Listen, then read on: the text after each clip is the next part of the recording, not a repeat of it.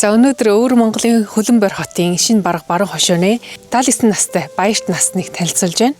За тэрээр шинэ бараг баруун хошуундаа багшилж ясан ба сургуулийн захирлаар ажиллаж исэн байна. Тэгэд баярт настан бол тэтгэвртэн гарсны дараа буюу 2015 оноос эхлээд эхнэрийнхээ хамт нэг нас ажилласан шинэ бараг баруун хошуундаа мод тарьж ойжуулалтын ажил хийж эхэлсэн байна. Одоо эдгээр модод бол бүр настнаа таарсан мод юм байна. За шинэ бараг баруун хошууны нутгийн байгальд цаг уурын нөхцөл өрөсдөс бөгөөд жилийн ихэнх хугацаанд хүчтэй салхи шуурга дэгдэж шороо шуургатай өдөр цөөн бус тохиолддог. Зарим үед салхины хүч их байж байшингийн төмөр дээврийг хүртэл хуулан хисгэх тохиолдол гардаг.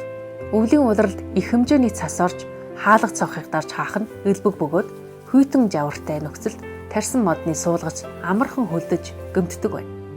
Байгалийн хатуу ширүүн нөхцөл бэрхшээл үл харгалзан нөхөр гэргийн хоёр тарьсан мод бүрөө нандинганан орчилж хамгаалсаар иржээ.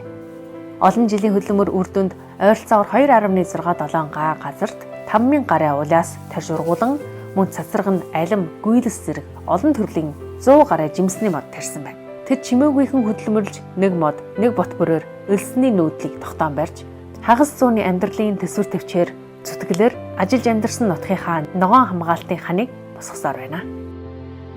Мод тарихад бол хамаг голом бол ус.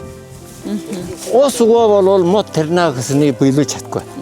Тэгэхэд нэг нь алнаас хөрж байгаа болдод тэр уулын тэр даруул юугаар энэ услан гэдэг чинь шадрчгүй гэх. Энэ шин чэнэг мэрэгжили бид нь суралцж өөрийн ажилдан шингээвэл манай ажил лавтай урагтай төвшилж